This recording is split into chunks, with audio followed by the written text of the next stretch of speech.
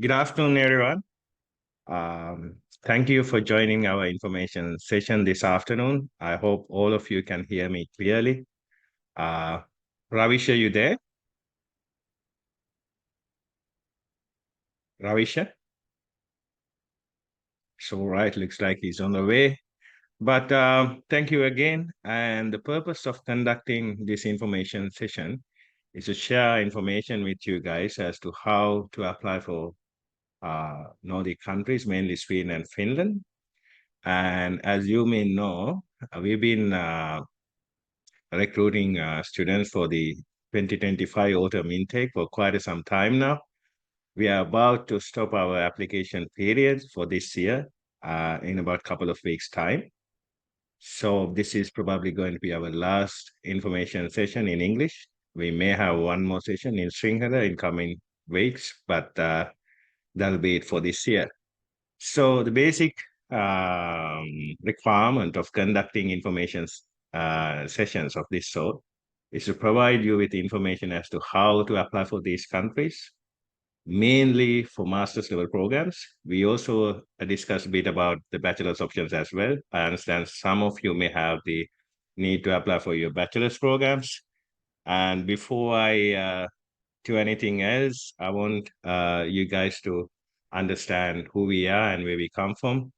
So Eduzone has been in the existence for the last 14 years as Sri Lanka's one of the first couple of firms to promote higher education in Sweden. And certainly the first in Finland, because when we started about 14 years back, the numbers were minimal. For an example, the numbers were around below 20 for Sweden and around below 10 for Finland. And now all of you know how popular these countries are. So we've seen that transformation. And we also have a satisfactory level of scholarship record worth over ₹1 billion that we have managed to secure for our clients over the past 14 years. And we also have processed about over 2,000 Sri Lankan nationals for these countries. So we know what we're doing. If we go ahead, it's pretty much less or more the same story. But then I'm more interested to point out at the last one. There's always a cap of students we handle. Yes, as a business, we would love to process thousands of applicants if possible. But unfortunately, these countries have shorter application periods. So regardless of the number of applicants we accept, there's always a cap of students we can accommodate in our process. It's usually about 50 to 70. So we have already filled up our numbers for Finland almost. That's why we're going to stop accepting new applications on the 30th of October, but we may be able to add a few more applicants to the process for Sweden alone, at least until the first few weeks of November. If I keep moving forward, I'll make this real quick. I understand it's your Saturday afternoon. So the general requirement to apply for a scholarship in these countries is to have a bachelor's degree with a class. If you have a class, always the better. But even if you have a higher GPA, above the average kind of a GPA, you can still apply. So the general requirement is to have a bachelor's with a class. And you also need to apply or obtain some kind of an English proficiency test score. It can be IELTS. If it's IELTS, the general requirement is 6.5 is 6 for each component. If it's PTE, for most of the universities, the requirement is to have 62 overall with no component less than 59. And IELTS or PTE is mostly required for countries like Finland. For Sweden, there's an exemption possibility. If you have passed your general English as a subject at GCA levels, you can apply for an exemption from providing an English proficiency test score, but that's only applicable to Sweden. And then there's also another compliance requirements which was introduced in Sweden about a couple of years back. If you are to apply for a master's in Sweden, if you have completed your bachelor's from a Sri Lankan university, you have to have a 4-year long bachelor's to apply. The only exemption is if you have completed a 3-year bachelor's followed by a 2-year master's program, you can still apply. or else, unfortunately, you're not able to apply for Sweden anymore with a 3-year bachelor's degree obtained from a Sri Lankan university. So this doesn't apply if you have completed a British offshore degree in Sri Lanka or Malaysian offshore degree in Sri Lanka or any of these foreign degrees in Sri Lanka for that matter, you can still apply with a 3-year degree. So this 4-year requirement only applies to those bachelor's degrees completed at Sri Lankan universities. It can be UGC approved private universities or all these public universities we have in Sri Lanka. So the general requirement, you have to either have a 4-year bachelor's if it's from a local university or a 3 to 4-year bachelor's if it's from a foreign university obtained in Sri Lanka. And then we always try to apply for scholarships. That has been our primary focus. That's why we started this firm in the first place. But then again, what I've noticed is over the years, all these countries are moving away from being destinations that offer higher number of scholarships to international students to be more commercialized, like some of these mainstream countries. So yes, we do have a possibility to try to apply for scholarships, but then again, it's going away from us. For an example, I recently noticed they have made a legislative change in Finland, which is to be enacted from next year, if I'm not mistaken, to further reduce the number of scholarships given to foreign students. So yes, if you apply through us, we can try our level best to secure a scholarship of some kind. But I still prefer if you can give us that room to be able to apply for these fee-paying options, because in a worst-case scenario, we can still fulfill your requirements of getting you admitted into one of these universities. We can try our level best for a scholarship. If it works out for you, good. Or else you will still have the option to go in as a fee-paying applicant. And then I want to talk about the GMAT requirement. This does not apply to everyone. But then again, if you are applying for a master's in the business domain, say for an example, business management, marketing, sales management, human resources management, or accounting and finance, it's always better if you can complete a GMAT score requirement, because GMAT is one of the requirements that's been asked by some of the most prominent universities in this part of the world. For an example, Aalto University in Finland, they require you to have GMAT for most business-related programs. University of Oulu and even LUT University, they require you to have some kind of GMAT requirements for some of the programs, not for every program though. In Sweden, universities like Gothenburg, Uppsala, and even Umeå University, they have some of the programs where GMAT is a requirement. Yes, we can still get you admitted to a university without having a GMAT score, but completing GMAT obviously increase your chances of getting admitted into a good university. And this applies only for applicants who are having bachelor's degrees obtained in the business domain. If you have completed science and technology, GMAT doesn't matter. But if you are having a bachelor's degree related to business, having GMAT will increase your chances of getting into a scholarship. And there's a reason for that. Imagine there's 1,000 Sri Lankans, you have about 1,000 numbers applying for universities related to business programs in these countries. Maybe a large number of them may have IELTS and classes for their bachelor's. Let's say if there's 100 first class holders with the right IELTS score, the number of those with the right IELTS score, the class requirement and GMAT will be around 5 to 10 max. So that's why you can stand out from the crowd, increase your probability to get into a better university, and increase your chances of obtaining a scholarship by completing or putting in some efforts to complete the test GMAT. So it's just a requirement. If you have it, better, but you still have some options where you can try without GMAT. And this applies only to those who apply for business-related ones.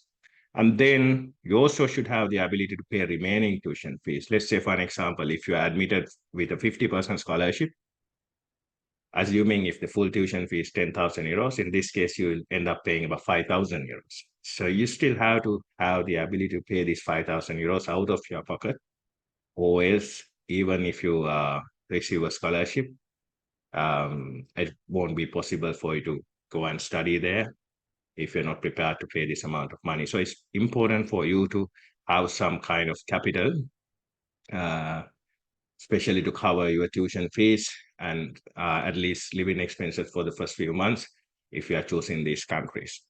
And I also want to talk a bit about the bachelor's applicants. So the general requirement to apply for a bachelor's is to have passed your all subjects at A-levels. And for Sweden, there's a provision. If you have passed general English, you can apply without having any kind of an English proficiency test score. But for Finland, you need to have some kind of an English proficiency test score. It can be IELTS or PTE. The IELTS requirement for bachelor's programs is often about having about 6 points for each component. The PD requirement in general for most of the universities is about 59 for each component. And on top of that, some of the Finnish universities require you to have SAT scores, scholastic aptitude test scores. And again, it's not compulsory, but some of the universities in Finland require to have these SAT scores. So it's better if you can put in some efforts to complete your IELTS and SAT both, because that will again increase your chances of getting into a good university. Having said that, we always encourage master's applicants. At least until recently, I had this opinion. It's always better if someone can complete their bachelor's first, gain a few years of working experience, and to start finding out the options abroad. But I can't say the same nowadays due to certain economical and social conditions in the country. But then again, if you want to apply for a bachelor's, it's pretty simple. You have to have your A-levels.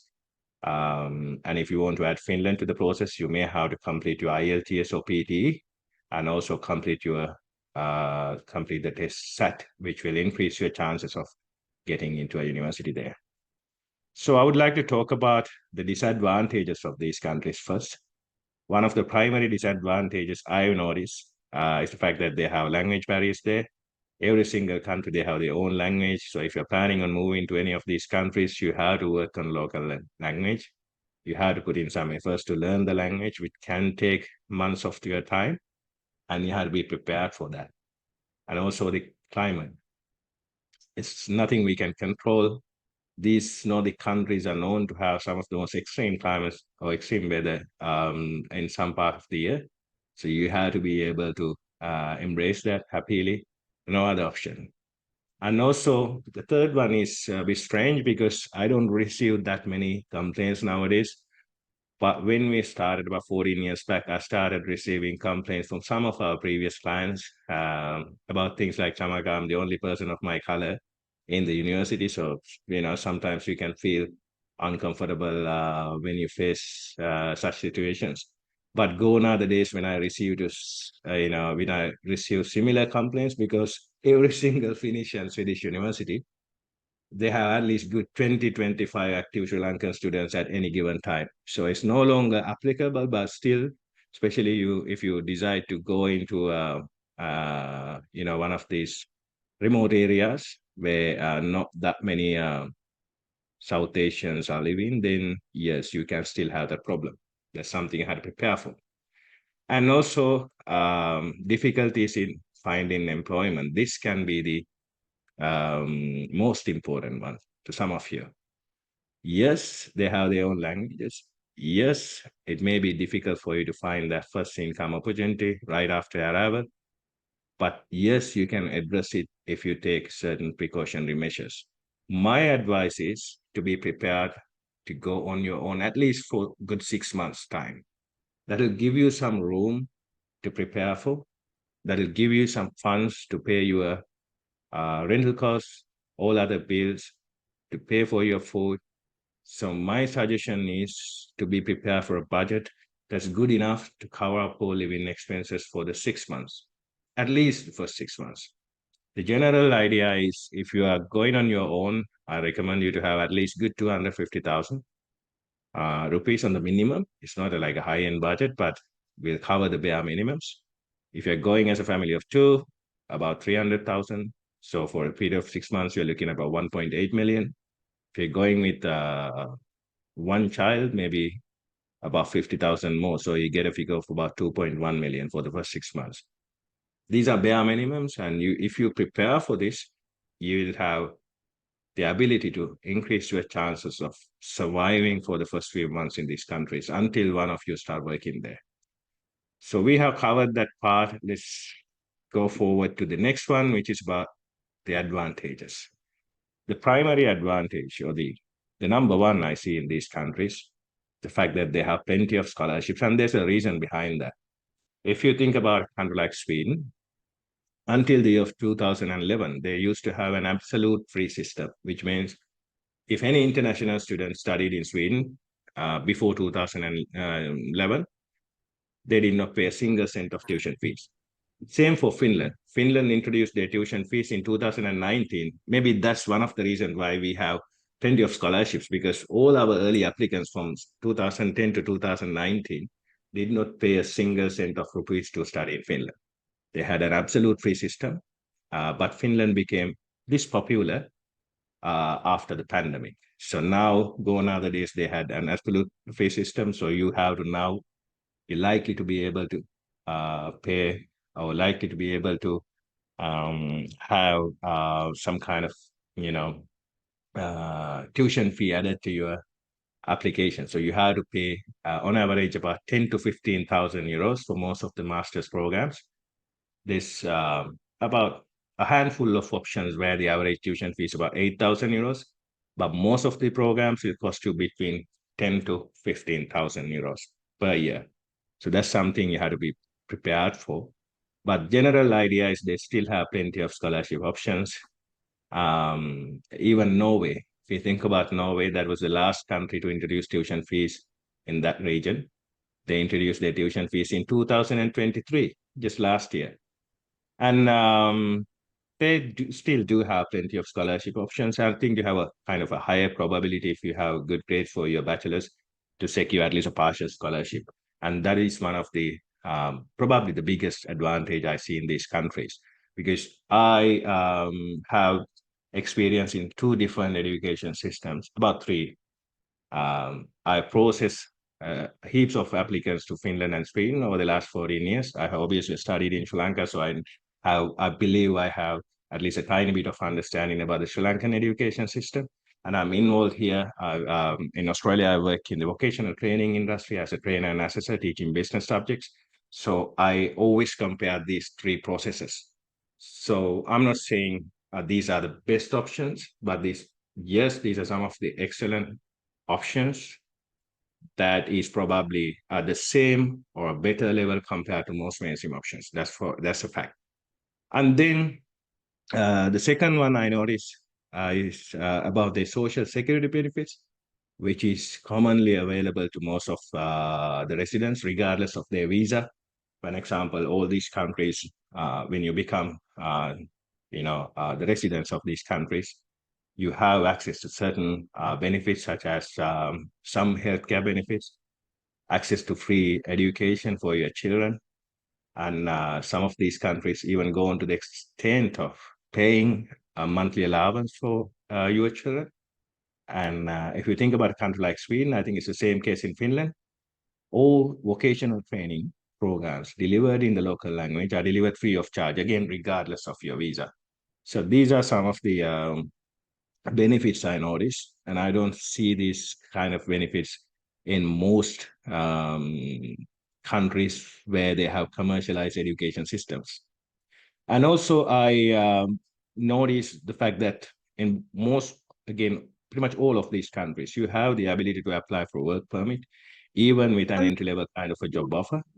But then again, Sweden used to have a system where they allowed anyone to apply for a work permit with a minimum or entry-level kind of a job offer until around the year 2020. Now they have increased that salary threshold to have kind of a mid-level offer. But then again, if I understand most of your master's applicants, you have had years of working experience behind you, you have had good credentials, so you still have an increased probability to be able to fulfill that requirement. In Finland, the salary requirement used to be about 10 to 12,000. I cannot recall the exact figure. Recently, they increased that by about 2,000 euros more to be around 14,000. But still, it's possible for the most to fulfill this requirement, find a job offer, and to apply for a work permit. The general idea is you have to live in these countries for a period of 4 years on a work permit to apply for a long stay visa, which is equivalent to the permanent residency. So, and also the fourth one is about accessible healthcare facilities, which is another reason why these countries can be peaceful. These countries can offer peaceful and engaging learning experience to most international students. And also free education for your children, including state-funded daycare facilities. I already informed this. You have the ability to enroll them with the state schools where you pay no tuition fees at all. And even the daycare facilities are usually subsidized by the government, so you pay little to no money. Even if you pay, the amount will be similar to that of a citizen. And I covered the other one as well, ability to study all vocational training in local language, free of charge. And also the last one is about having an inclusive system in place to absorb immigrants, which is also something I noticed, because if you go into Sweden and Finland, you can dig into this information on your own. Most of these countries have made it possible for immigrants to stay back and live in these countries by introducing various schemes. In Sweden, you have options like even if you have studied elsewhere, if you are a highly qualified immigrant, you can apply for a work permit for a period of 9 months to go and find a job offer in Sweden. In Finland too, they have similar schemes, which is, which proves my point. These countries, yes, they may change their immigration rules from time to time, but they do not change it drastically and take 180-degree turns. I've never seen they do that. So these, I'm not again saying these are the best options, but these are two excellent options, especially if you have extended families who want to migrate to a country and obtain some kind of loan stay visa to live there permanently. So let's keep moving forward. I would like to point out these facts or these elements, which is also important. You have to be concerned of some of these key elements to have a more like a sustainable immigration experience. One is you must either be on a scholarship or have the ability to pay your tuition fees. Let's say if you end up with a 50% scholarship, you still have that, you still be able to, pay that remaining 50% tuition fee on your own. And also you have to have sufficient funds to cover up your living expenses, at least for the first 6 months. The more you have, the better, but on the minimum, you should have at least about 1.8 million for a family of two or 1.5 million for an individual. These are bare minimums. There's not high-end or high budgets, but this will cover the basic expenses, at least for a period of 6 months. And you also should have the willingness to learn the local language and to make local contacts. It's very important because if you're planning on staying in these countries in the long term, you obviously have to learn the language. And also, you have to think about surviving in these countries well. To be able to do that, you obviously have to find some kind of income earning opportunities.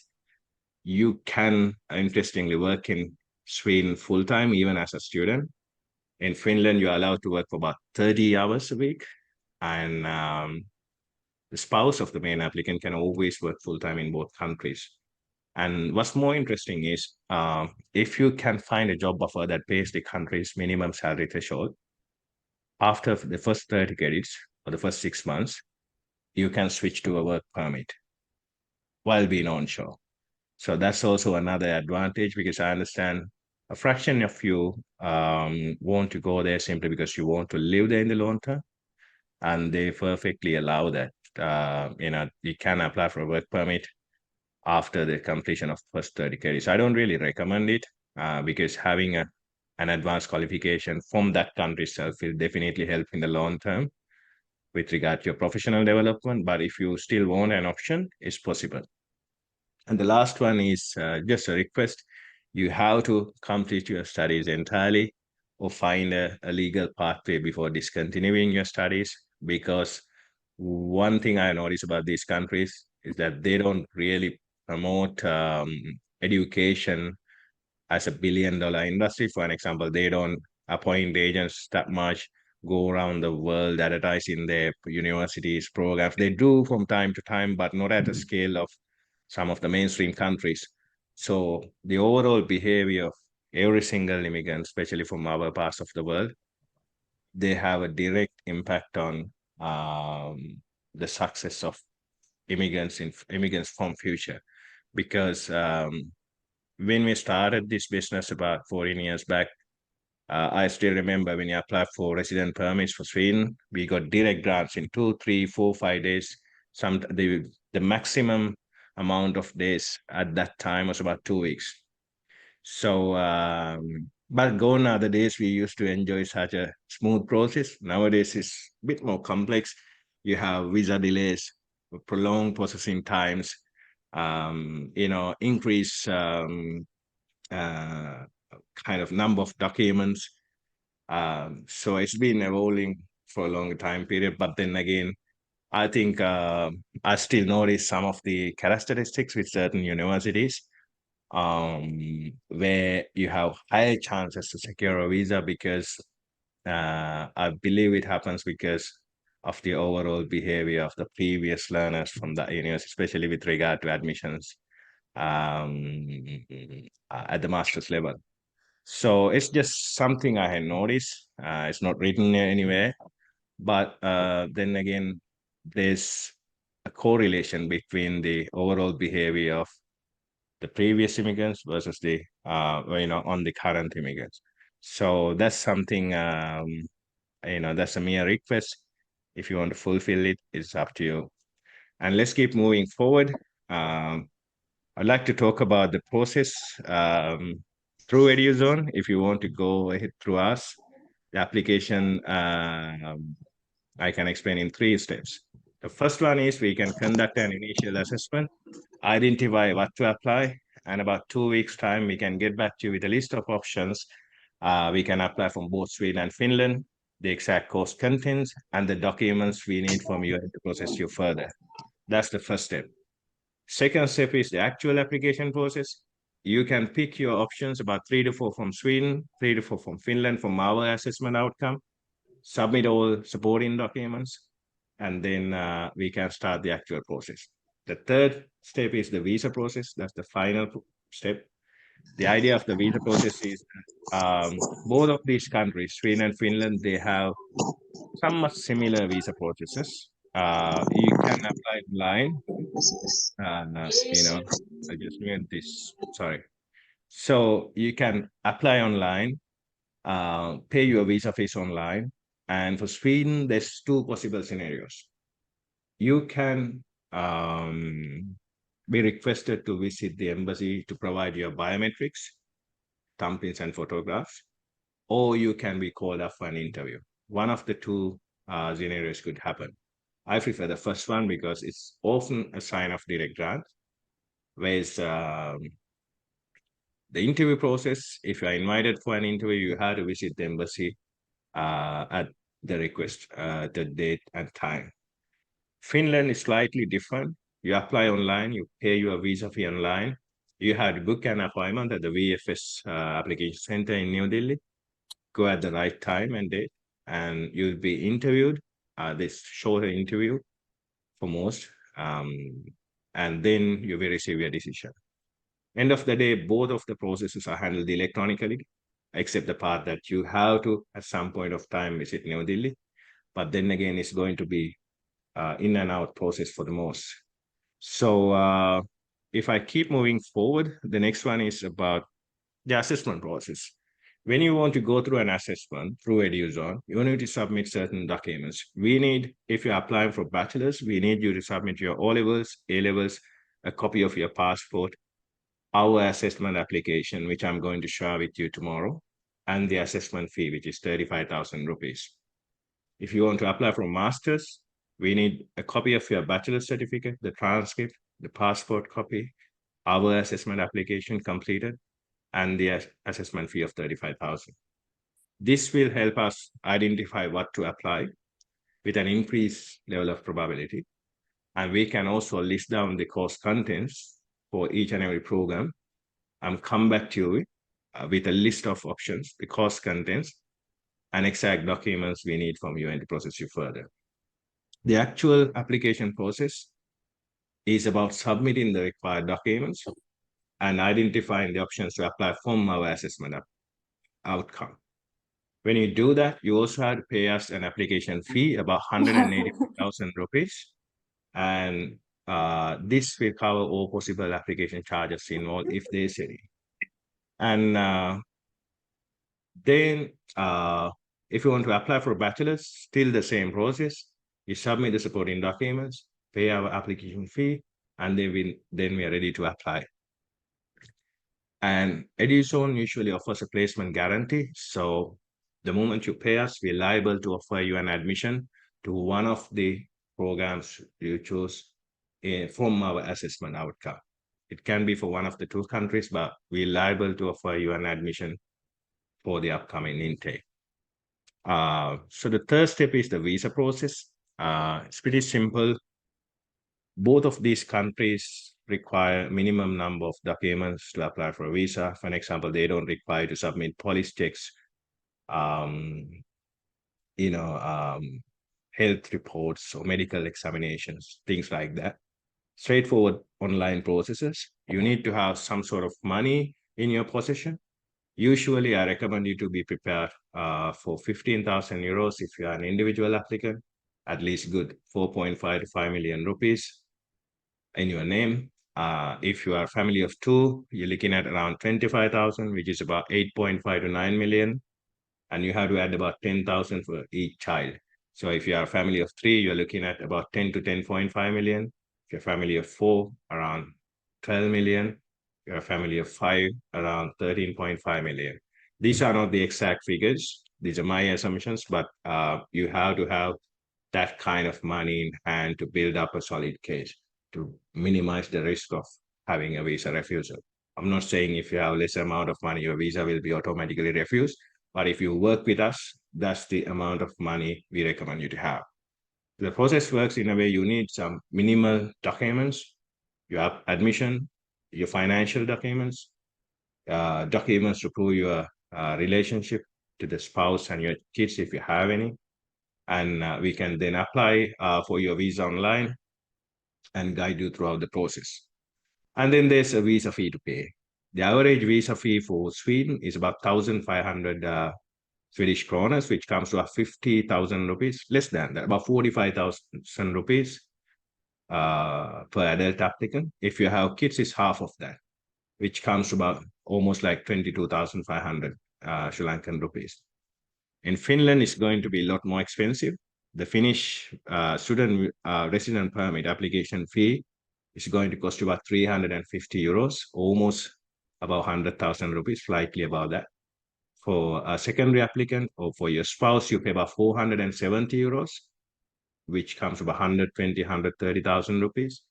And for each child, you're going to pay about 240 euros. So that comes to about almost slightly over 60,000. So it's pretty expensive, but then again, you are likely to have received a scholarship from Finland by the time you apply, because Finland is known to offer a large number of at least partial scholarships.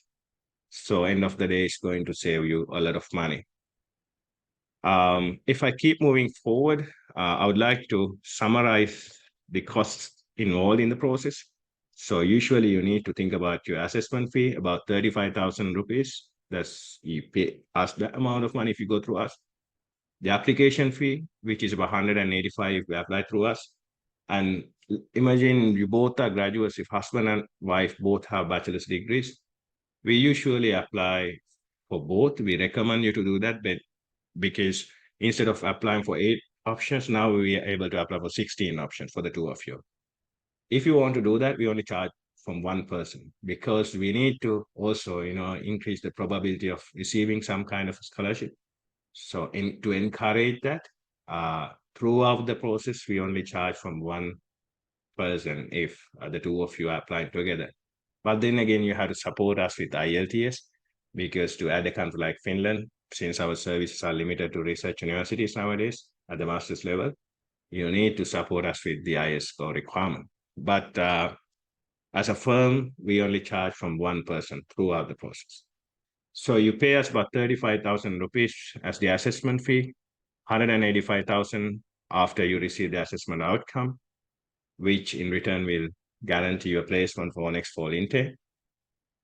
You also have to think about your visa fees, about 45,000 rupees for Sweden and about 350 euros for the main applicant for Finland, 470 for the secondary applicant for Finland, and about 240 for each child for Finland. And then you also have to think about air tickets. There's two types of air tickets required in this process. You need to think about the air tickets to go to New Delhi to visit the embassy in question. And then you also have to think about the air ticket to the major destination. So there's two tickets involved. Usually, to go and to return to Sri Lanka, you go to New Delhi and to return, I think you are looking at about 100,000 nowadays, slightly less or more. To visit one of these European destinations on a one-way ticket, I think you're looking at around 250,000 or more. It depends on the season, but you have to add these figures into your budget. And also the other expenses. As I said before, you have to carry sufficient funds with you to these countries to live on your own for at least for 6-7 months until one of you start working there.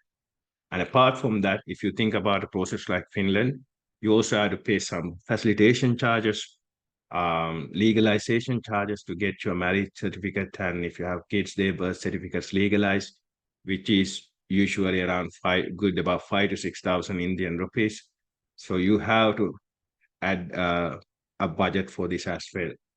It's not that expensive, but you have to add at least like extra 100 to 150,000 to ensure you're prepared for these other costs that may occur throughout the process. And then you have our service charge. If you go in as an individual applicant, and if you have received a scholarship for 50% or more, we charge about 450,000 Sri Lankan rupees. And in case, if your scholarship value is less than 49%, or in case if you decide to go in as a fee-paying applicant, then our charges will drop to about 350,000. And in case you are married, we charge about extra 100,000 from your spouse in both cases. If you have kids, we don't charge from them to align with the beliefs of the Nordic system. We intentionally do that. So these are the expenses to think about. If I keep moving forward, I would like to talk about the pathways available for you to settle down, because I understand most of you have the intention of settling in these countries in the long term. There's two major pathways. There can be many other pathways, such as establishing businesses, applying for entrepreneurship visas, and all that. I'm not going to talk about them because honestly, I have no idea about those processes much. But there's two key methods you can use to settle in these countries. And these are the two most commonly used processes. One is to find a job offer. And there's two ways you can do that. Either you can find a job offer or your spouse can find one. If you fulfill the country's threshold requirement for work permit, you can continue to apply for a work permit. And about 45 months on a work permit, you can apply for a loan stay visa, which is equivalent to the permanent residency in those countries. So that's the most commonly used pathway. The second one is going to be a lot more competitive, but that's also one of the safest most options, which is to find an offer for a PhD. Because since PhDs are considered as equivalent to employment in these countries, you automatically fulfill that residential time period requirement of 4 years to apply for loan stay visa. So by the time you complete your PhD, you're likely to fulfill that requirement. So especially since you are going for your master's programs, and since most of you may have passes for your bachelor's, you have done academically well. So I think you do have good chances to continue to a PhD. If you think about our client base, I think at least about 1 out of 10 applicants, they're likely to continue to the doctoral level, which is one of the convenient and one of the most safest methods to hire that long stay resident permit. But then again, it's also the most competitive option. So good luck with that. The commonly most used one is to apply for a work permit and then to become a resident in the long term. In both cases, you can apply for your permanent residency in about 4 years' time and eventually the citizenship. So that's about it for today. I would like to take in any questions if you have any. You guys can either ask this using your microphone or you can send your message in the chat box. In both cases, I'm able to answer your questions. Thank you.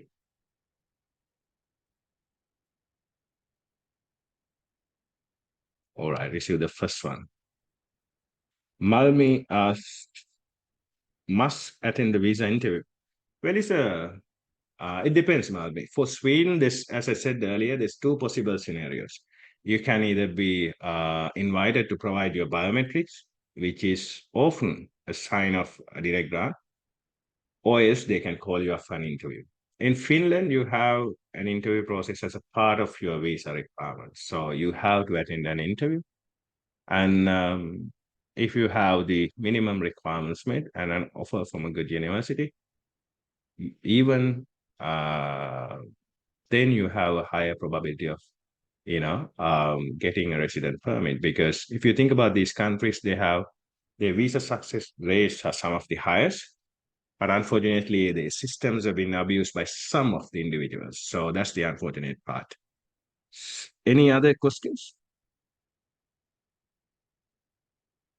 Madhusha asks, can we apply for permanent residency after a 4-year bachelor's degree in Finland or Sweden? It depends, Madhusha. Theoretically, because they changed the visa types about a couple of years back from type B to type A. So theoretically, you can apply for permanent residency after 4 years on a type A visa. But then they made a legislative change some time back to change it again from type A to type B, which is I'm not sure if they have implemented it yet. So it's too early to tell. You will be able to confirm this in about 2 to 3 years' time, 2 years' time, because the first batch of students after the type A introduction went to Finland around the year of 2021 or 2022. I cannot recall the exact year, or in 2020. So I cannot really confirm you that. My advice is not to worry about it because that introduction was made in 2020 or 21. We have processed hundreds of applicants about 10 years before that change happened. And all of these previous ones have now become citizens, most of them. So it doesn't matter whether it's type A or type B. If you have genuine intentions, if you are prepared to try your luck, willing to work hard, then you still have a probability to secure a resident permit and to eventually settle down. So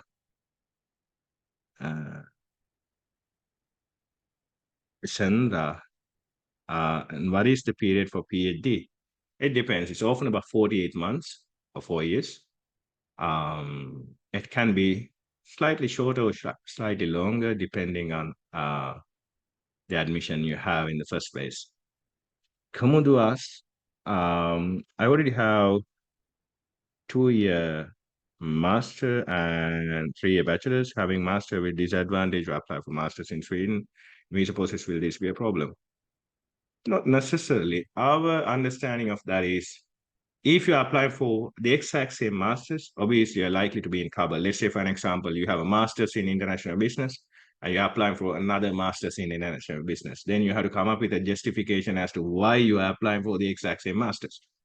But if you want to apply for something else along the business domain, No one could question it. You can, as long as you can justify why you are choosing, picking on that subject area. So whether you want to apply for a master's by disclosing your master's or not, it depending on your own circumstances, the reasons why you want to do that. As long as you don't apply for the exact same title, you're safe. Chamod has commented, is it possible to work during master's for a single person in Finland? Is there a work time limit? Yes, about 30 hours a week. So yes, you can work, but for 30 hours a week. So you have to think about how much you'll have to pay, how much you pay as your rental, how much you pay as your utility bills, and then make a decision accordingly. Dhananjay also has a comment. If I have already obtained a master's degree, are there any possibilities to apply for another master's degree or PhD and receive a scholarship? Well, PhDs, we don't apply because it's a far more complex process. You have to find a supervisor and then follow the instructions given. So for that reason, we do not handle applications at the PhD level. But for masters, yes, you can still apply and still be considered for a scholarship. And in fact, I think if we think about our clients, out of about 50 or 70 we process every year, at least good 10 or 15 of them will have masters already. Sarangi also has commented, I know the visa stamp period. Okay, you mean the visa duration? It depends. They used to have a 1 year system, change it to 2 years, change it back to 1 year, again change it to 2 years, and currently it's 2 years. So for most of the Swedish universities, you can get a full length visa. And for Sweden, you can get a full length visa throughout the course duration. But then again, there's something important in Sweden. If you want to apply for a full length visa, you have to have sufficient funds for the full length as well in most cases. So it's not a legal requirement, but if you can meet that finance requirement, it's always better. Again, my point is the visa duration does not matter if you, as long as you comply with the visa conditions, as long as you fulfill the course requirements, you can renew it pretty easily. And Madhusha also has a comment, if we can manage the expenses for the first year, including the fees, can we manage to find the tuition fee and expenses with part-time jobs for the next 3 years as an individual? Well, again, it depends, Madhusha. I cannot very, I'm not the type of person who would give you hopes about this is how much you can earn and all that. But to give you a general idea, we have processed a large number of clients over the years. Most of them, they are able to do that. Especially you have one of the biggest advantages you have in these countries is that you have the ability in at some point of time of your stay there to apply for a work permit. Let's say if the two of you got together, your husband finds a full-time offer in 6 months' time. He doesn't have to wait until you finish your studies. He can apply for a work permit. And once he apply for a work permit and make you his dependent, you don't even have to pay tuition fees in these countries. That's how their system works. So if you have sufficient funds for the first year, and if you have sufficient funds to cover up your living expenses until one of you start working, if you can make sufficient amount of money to pay that remaining tuition fees, you are safe. But then again, you have to think about how much you're going to earn there. The minimum wage can be about 10,000 to 12,000. So if you pay any tuition fees, that'll be in the range of around 8 to 10,000. So you have to do a bit of a digging and find out if you are able to pay your tuition fees if one of you start working there. It entirely depends. But for master's applicants, my observation is they have years of experience behind them. So they're likely to be able to establish in these countries relatively easily, especially those come from the software industry, from engineering backgrounds, from finance backgrounds. They may have slightly increased chances to, survive better than most of the younger applicants who have no prior working experience, even in Sri Lanka. So this entirely depends on the individual. But the general idea is you can do that because this I've seen a large number of applicants who have done that. Minosh also has a question. I'm planning to apply for masters in Sweden. Now I'm a final year undergraduate student. Can I apply for masters as a final year student? Well, you theoretically can, provided you have completed most of your bachelor's. But my understanding or my request, Minosh, if you are just out of the university kind of a guy, a younger one, I recommend you to grab at least a couple of years of working experience before considering your master's options. So that will increase your chances of surviving in these countries since you have some kind of working experience behind you. If you really want to apply, you can. But then again, you have to at least have completed um, all the semesters and be able to obtain some kind of a provisional transcript from university confirming you have completed your bachelor's. Or else you can complete your bachelor's, complete your communication, work on your English proficiency requirements, come back, see us next year to apply for 2026 fall. That's the most recommended route rather than rushing into things. It's entirely up to you though. Chamod also has a comment. Can I know which is the best weekends master programs or full day master programs? So, well, they don't have that many weekend programs. I've never seen anything like that. Most of these are considered full time, but again, the classes are scheduled for about 2 to 3 days. So you'll be able to, mm, balance in between. Is there a difficulty of obtaining visas if you apply for weekend master's programs? This, well, I've never seen, it's a kind of a request I received for the first time. Honestly, I have no idea about the class schedules. I think most of the classes are conducted during the weekdays. That's what I noticed. So, and they don't reveal this information if you can somehow contact the university and find out the time schedule, even I'm interested to know about it. It doesn't matter as long as it's available to international students. If they have such classes, you feel free to apply. It doesn't matter. It has no correlation to the visa process as such because they don't reveal this information anywhere. I don't think you can get to know this without contacting the universities.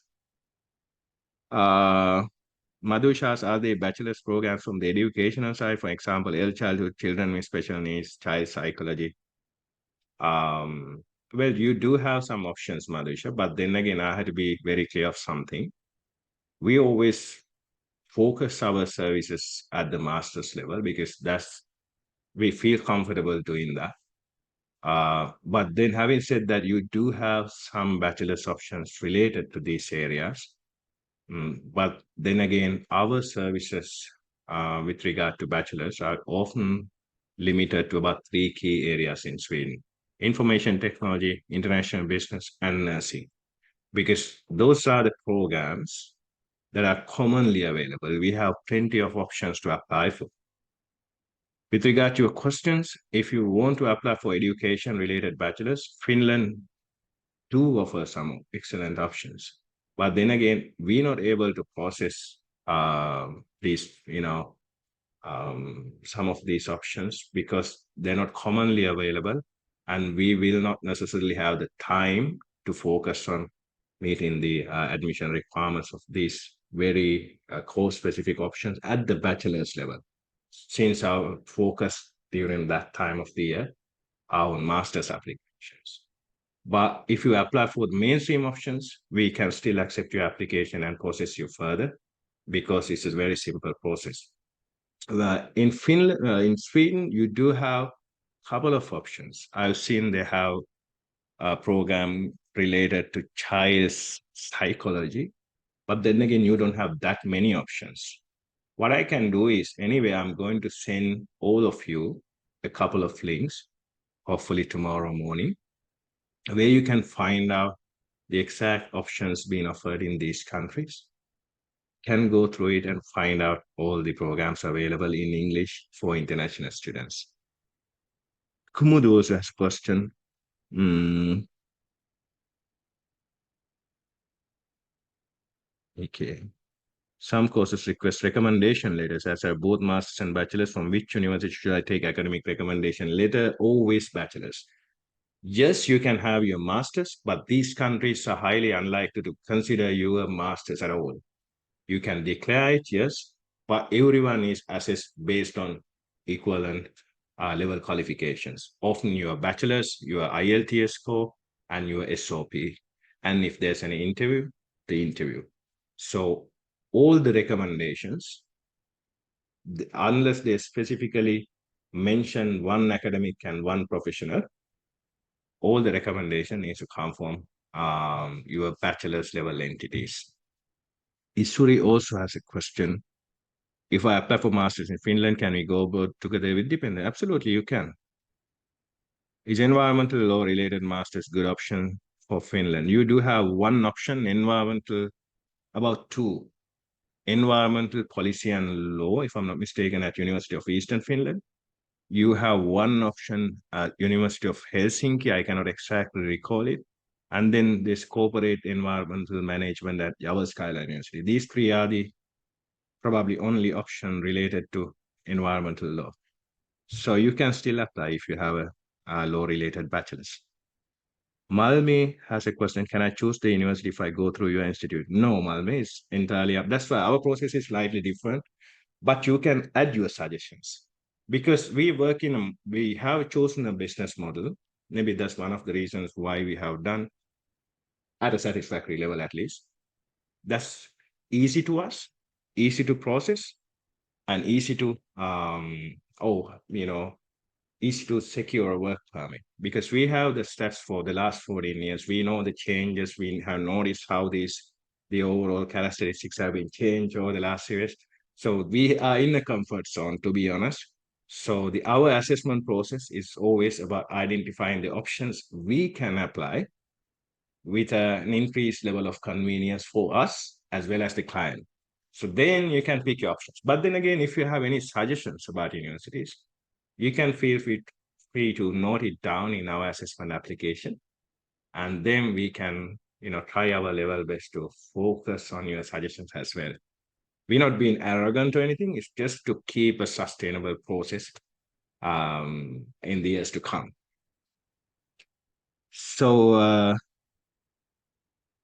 I have another question from Kumodo. Sri Lankan credit one equivalent to 2 ECTS. Is this true, or is there any different calculation to calculate it? It's true in general, though.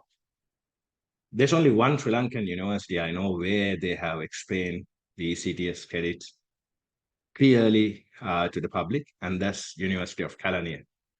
We may have some students from there.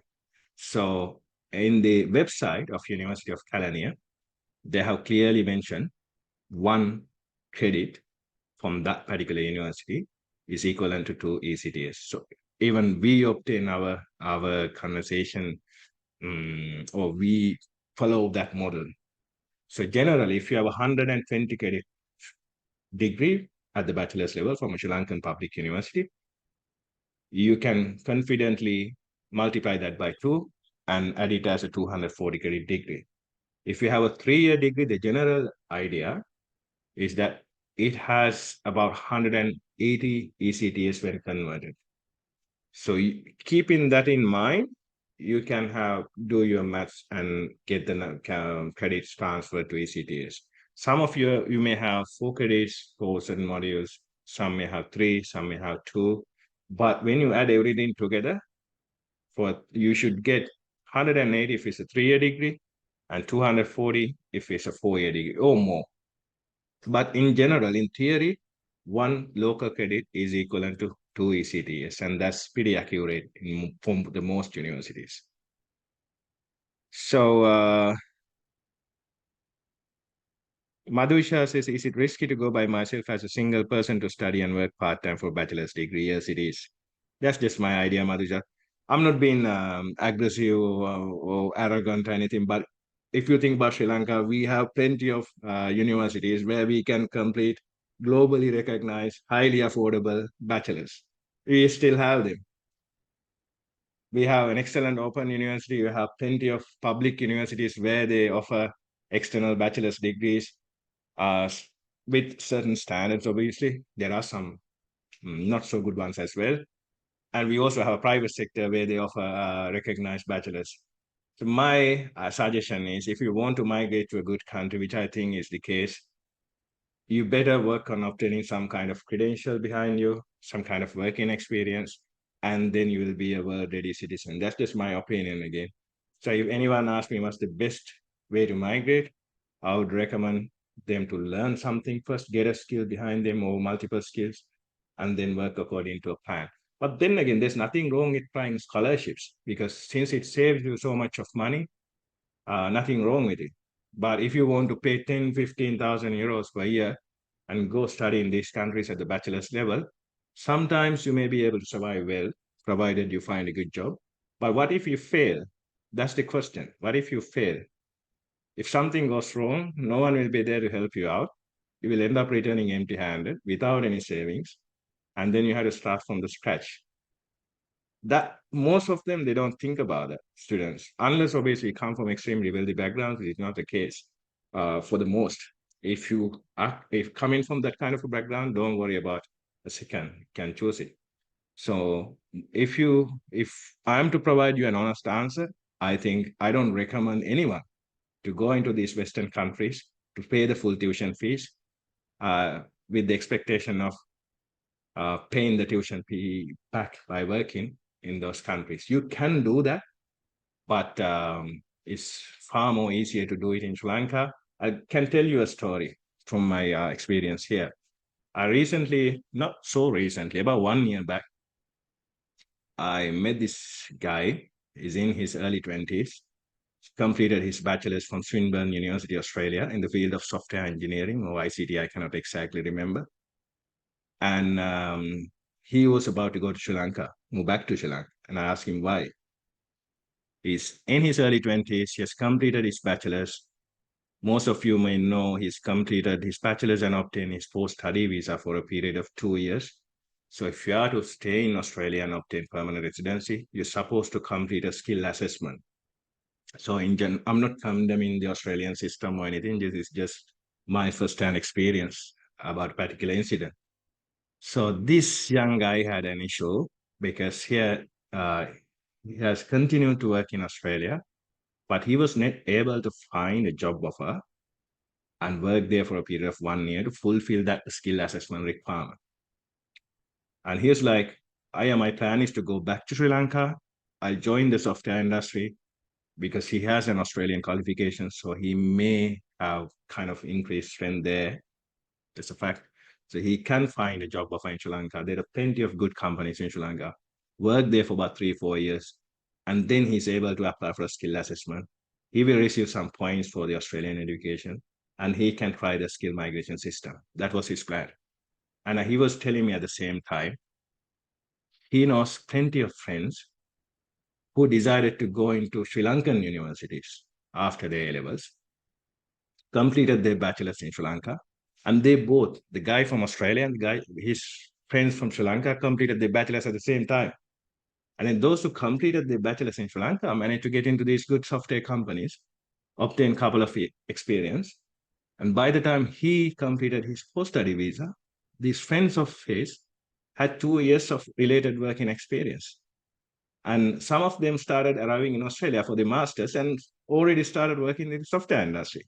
So he was so frustrated at it. And I told him it's logical. I mean, that's how the world works. Your qualification is just one credential. It's not the only thing. So I just shared it with you guys because I think you can relate to it as well. So if you ask me the question, is it risky to go on your own as a single person to study and work part-time for a bachelor's degree? My advice is if you receive a scholarship, at least a partial scholarship, 50% on the minimum, yes, you may have a comfortable journey. But if you are to pay 10 to 12,000 euros every year, after working in a country where the minimum wage is around 10 to 12,000 a year, then it can become so difficult. That's just my experience. So Isuri also has a question. After the master's, can I go to the PR process? Can I know if your institute will help you that help with that? Well, we don't have to help you out when you live in these countries for about 4 years on a work permit, which is the requirement for permanent residency. You will know better than us. General requirement is to have a work permit that will last for about 4 years. 4 years on a work permit. So Komodo has a question too. Some courses require CV. Do we need to submit Europass CV for this? Exactly. You always have to adhere to the Europass requirement. You know the drill. So, but anyway, I recommend you to keep your CV to 2 pages. If you have, let's say, if you have worked at about 4, 5, 6 places, include the last two and focus on adding up your educational qualifications, any research and publications, and any professional development activities you have completed instead of filling up the CV with all your working experience. So it looks like that's all we have for today. Uh, any other questions?